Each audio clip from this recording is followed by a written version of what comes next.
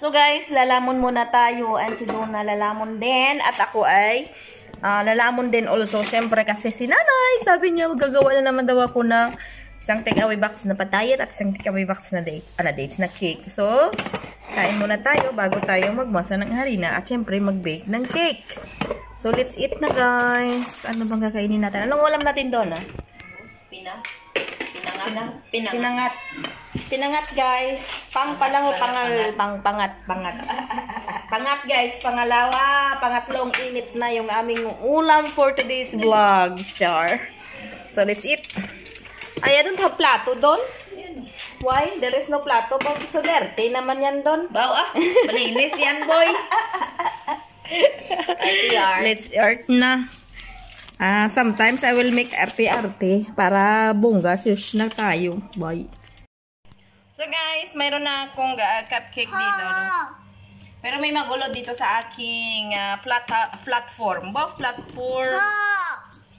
So this is banana cake. Banana cake. Yes, banana cake. And this is Hamda. How old are you?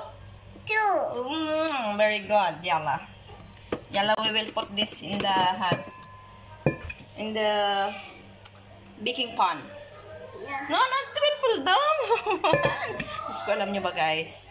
Makulit siya, pero okay lang. We will make, what do you want to make? Jelly. Yalla, let's go. We will finish this one, then we will make jelly, okay? Yeah. Yalla. Hamza! How pasaway are you? Yalla! Guys, may pasaway ako ditong bata. Batuta. Si Inday, how make Inday? Oh. I will also. Wait. Let me finish this one. Yay. Me. Wait, let me finish this. And then I let you. Maawa ka sa buhay. Okay, this is the last part. Wait, Hamda, wait. Don't put yet. I will put lining.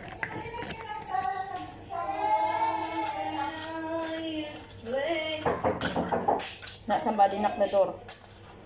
Oh, yalla. Let's go. You know how? Tumawa ka. Sayang naman.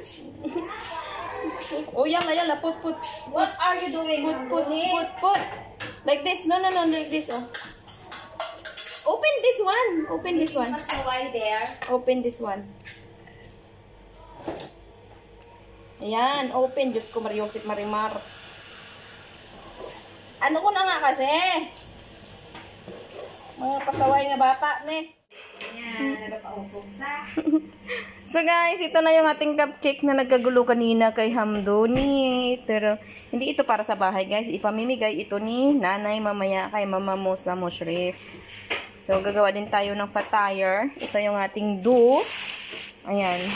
Isa dito sa bahay, isa sa pamimigay niya. So, itatago natin yan mamaya. So, tapusin muna natin itong ating cupcake. Bango. Banana cake, guys. Mabango. So, ayan na. Lapos na yung ating cupcake. Hintayin na lang natin yan na maglamig. At ilagay niya natin sa takeaway box. And magbo-boiling muna tayo ng hotdog para palaman natin sa ating tinapay. So, ito na yung hotdog natin. I-boiling lang natin yan siya. At syempre, tinago ko na yung ating dough.